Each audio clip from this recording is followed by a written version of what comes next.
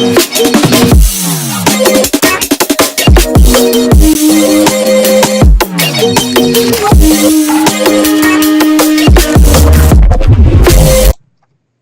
is up, guys? Welcome to Serial Nation, and today we have another episode of gaming news. Now, for today we have quite a few juicy topics to talk about, so without further ado, let's get right into it. So for the first topic we have is PlayStation Now on PC. Now, this is a thing Sony has been talking about for a while, but they haven't really made it official till like recently by releasing PlayStation Now. For those of you who don't know what that is, that's like a streaming service where you can pretty much stream PS4 games and PlayStation 3 games on your PS4, but now they also made it enabled to the point that you can use, they have remote play. That's not part of PlayStation Now, but there's remote play with the PS Vita, the Sony Xperia, I think it's called, the Sony phone, and now PC. And they also have a few Sony TVs available for that also, but PC is the main focus now.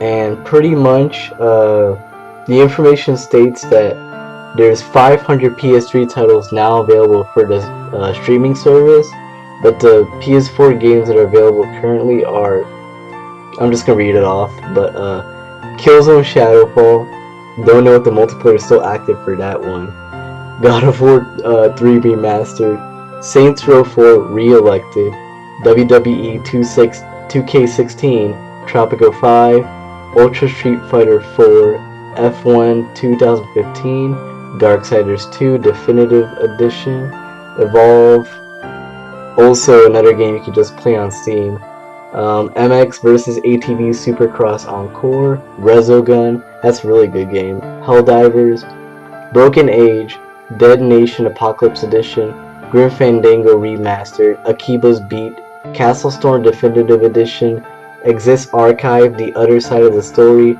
Nidhogg, and Super Mega Baseball.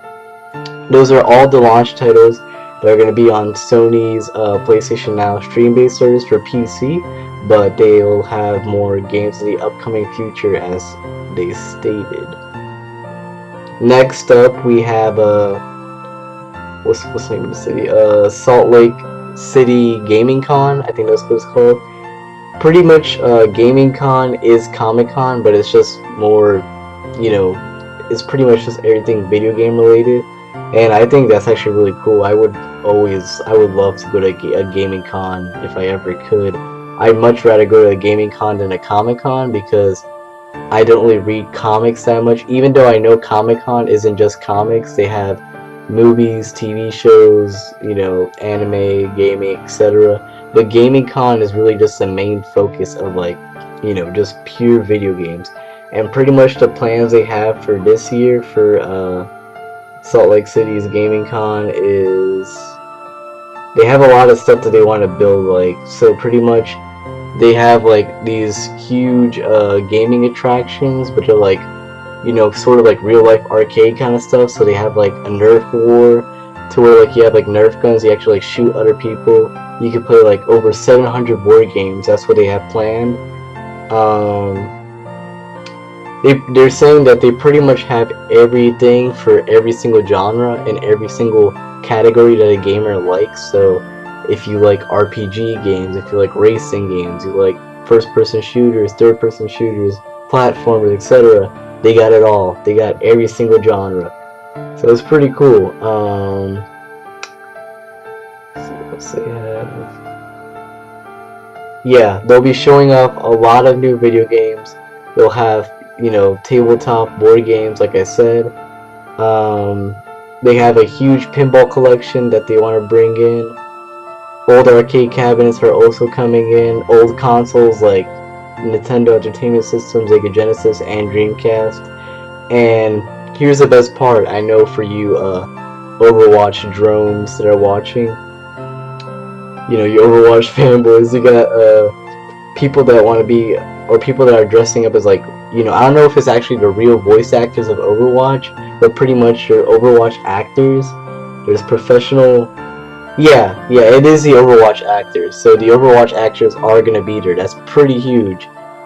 There's professional gamers and a keynote address from Ed Fries. Oh, he's just the former vice president of Microsoft. Pretty irrelevant, but still cool nonetheless. And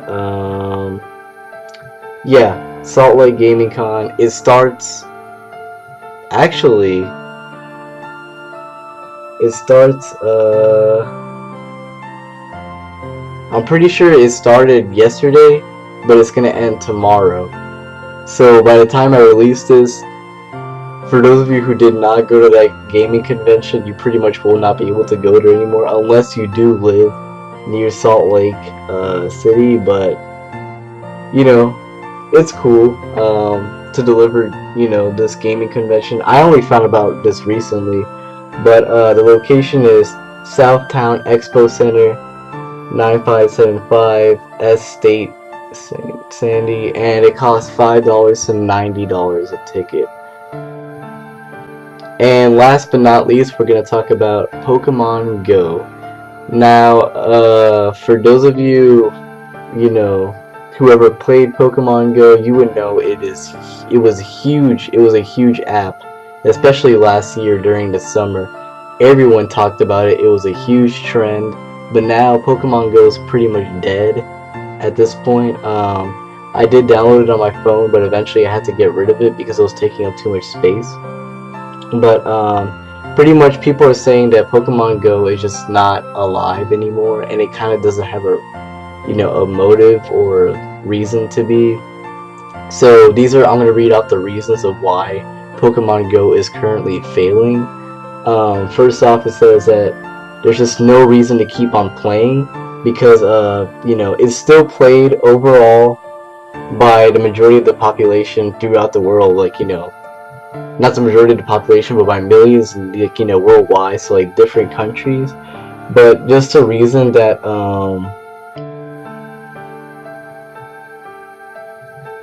they're saying that pretty much you can get rare Pokemon and beat leagues and all that stuff. They only get rewarded with coins, which you can use to buy more Pokemon. It's kind of like rinse and repeat. There's no actual goal in itself, and that's kind of something I had I had a problem with as well.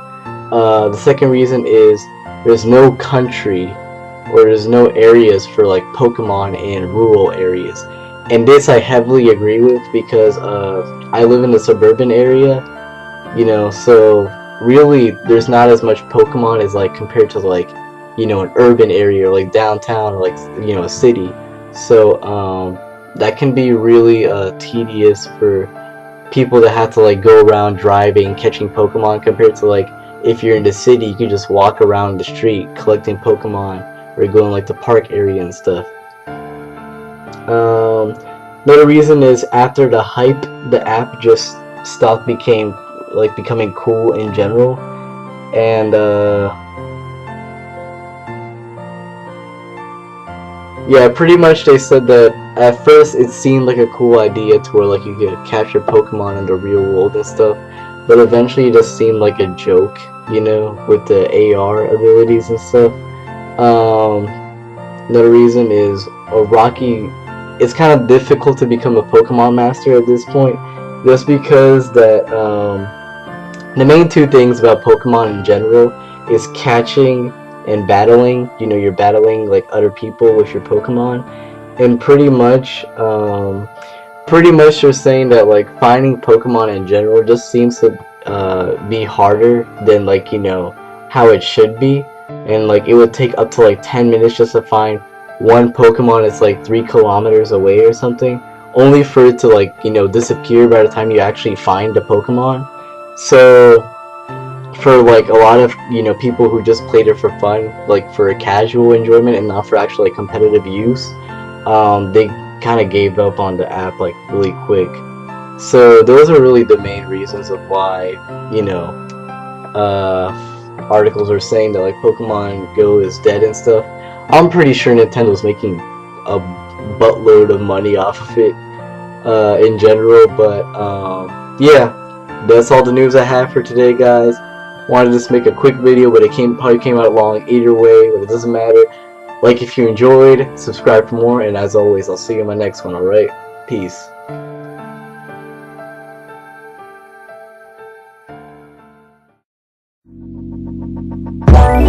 Let it go.